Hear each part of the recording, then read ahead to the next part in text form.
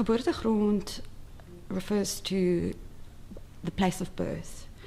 My family, my grandfather, his father, and his father, they were born on this land and had a absolute love for their ancestral home. And the Afrikaans notion of geboortegrond, it almost refers to a place which is loved and inherited through the blood, sweat, and tears of the forefathers. Vlakplaas was my family's farm for 4 generations before it was sold to the apartheid government in 1979.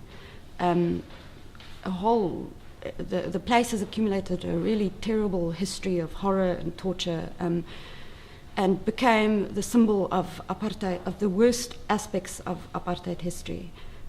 I grew up with hearing stories from my mother about this place, idealized as almost a sanctuary with peach blossoms and peacocks and horses. And so the disparity of what I grew up with on the one hand and what the place later became inspired me to dig deeper and go back to Vlakplaas. The place was very close to my family. They grew up there, they loved there. It was an ideal childhood. So I grew up hearing many, many stories. My mother, who is a great storyteller, describing the beauty of the place, the willow trees on the Henops River, just the overall beauty of this place, and in a kind of innocent childhood way she would describe these things. So I had an idea of what it looked like, and when I visited the place for the first time, I expected to see that, but the knowledge of what had happened on the farm and the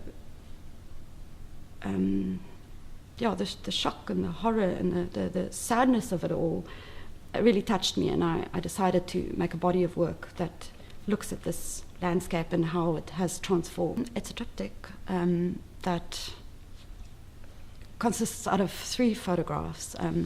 On the left is a photograph that I took of the Vlakplaas cemetery, which is now basically invisible. You can't really see it. It is overgrown. It was very difficult to locate, and it is where my family members and my ancestors who owned Vlakplaas are buried.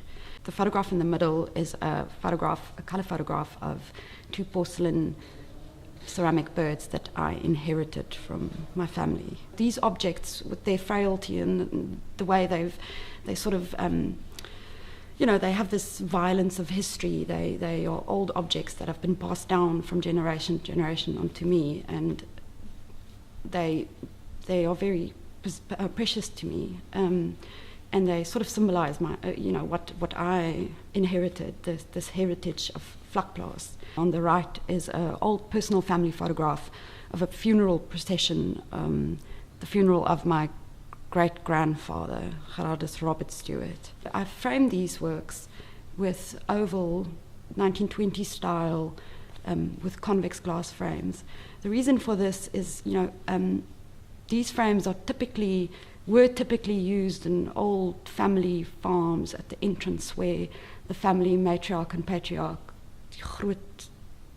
Oma Grootjie and Opa Grootjie, they would be at the entrance of the house where you could see them when you enter. And it's this idea of lineage and ancestors. I spent a lot of time researching the TRC archives and the testimonies of various operatives that worked on the farm and various terrible incidents that happened on the farm itself. So obviously I would feel, this is the place where so-and-so was interrogated.